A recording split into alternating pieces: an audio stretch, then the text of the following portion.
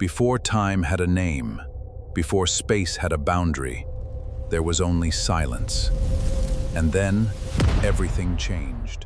In the beginning, God created the heavens and the earth. The earth was without form and void, and darkness was over the face of the deep.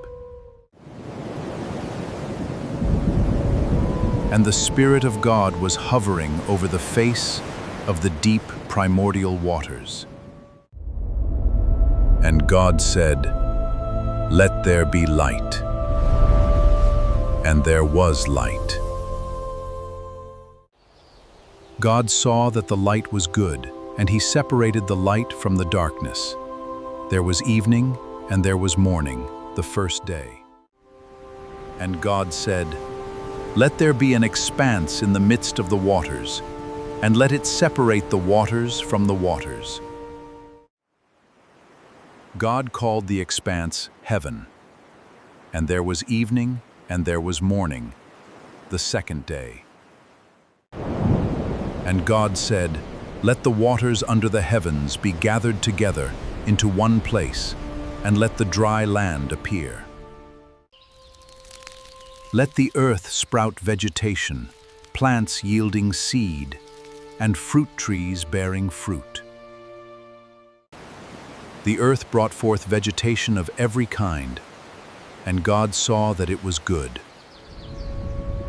The third day. And God said, "Let there be lights in the expanse of the heavens, to separate the day from the night." God made two great lights, the greater light to rule the day, and the lesser light to rule the night. He made the stars also. The fourth day. And let birds fly above the earth, across the expanse of the heavens. The fifth day. And God made the beasts of the earth according to their kinds, and the livestock according to their kinds. Then God said, "Let us make man in our image, after our likeness." So God created man from the dust of the earth. Male and female he created them.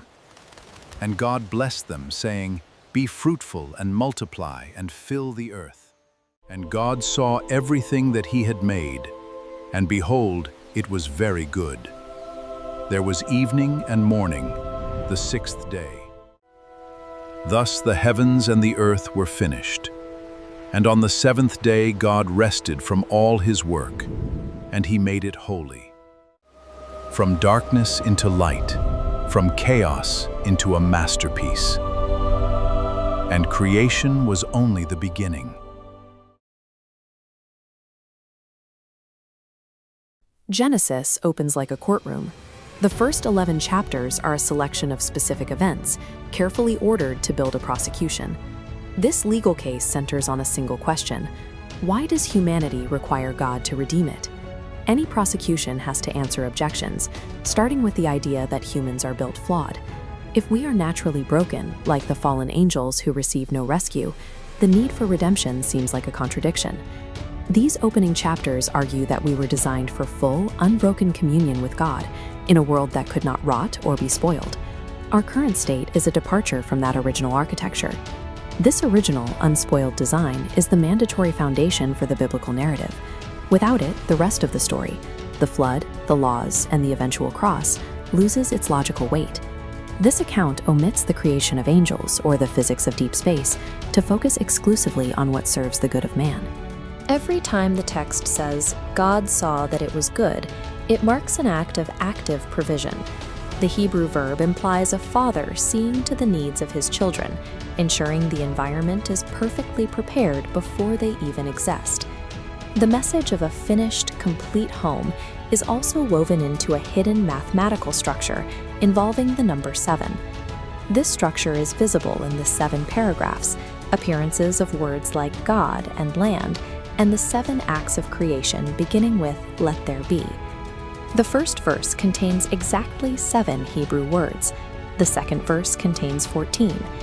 This pervasive use of 7, the Bible's number for completeness, proves the home was finished and perfect before the reader even processes the content. Standard English translations often split the opening into separate sentences, but the original Hebrew presents verses 1 through 3 as a single continuous event. It describes the moment God began shaping a home from raw material that was already present.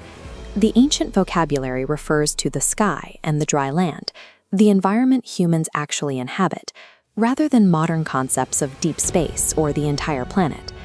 The Spirit of God is described as hovering, which carries the sense of being poised and ready to empower the creation. This description of a singular, braced moment leaves no room for the long ages or planetary catastrophes often suggested between verses 1 and 2. On the first 2 days, God establishes authority over the light and hammers out a physical expanse called the sky. To the neighbors of ancient Israel, the sky was a deity. Here, it is merely furniture. On day 3, God draws up the dry land and populates it with fruit trees and seed-bearing plants, the specific vegetation humans will soon require for their food.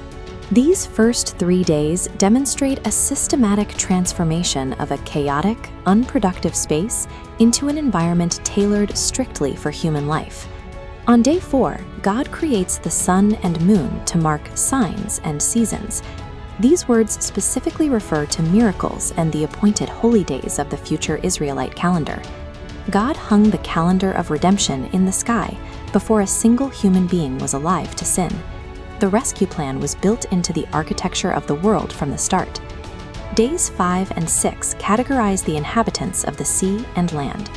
By listing the great sea creatures as simple animals, Genesis directly confronts the surrounding cultures that worshipped crocodiles and sea monsters as gods. The pattern shifts on day 6 with the plural, "Let us make man." This introduction of a plurality within the one God precedes the creation of humanity as a pair, male and female. Bearing the image of God provides a living soul capable of knowing the Creator and carries an official commission to rule over the earth as His representatives. Human worth is anchored in this image. It is a status granted by God that exists entirely independent of a person's utility or what they can produce. On the 7th day, God ceased His work. He stopped because the world was flawless. There was nothing left to add to its perfection. This original rest points toward Jesus finishing the work of salvation. Because the work is complete, humanity can stop trying to earn its way into God's favor. The case is now established. God designed a perfect world for humanity, set signposts for their rescue before they fell, and declared the finished creation very good. Every flood, every prophet, and finally the cross represents God reclaiming what was always His. Redemption is the process of returning to a design that was never meant to be lost.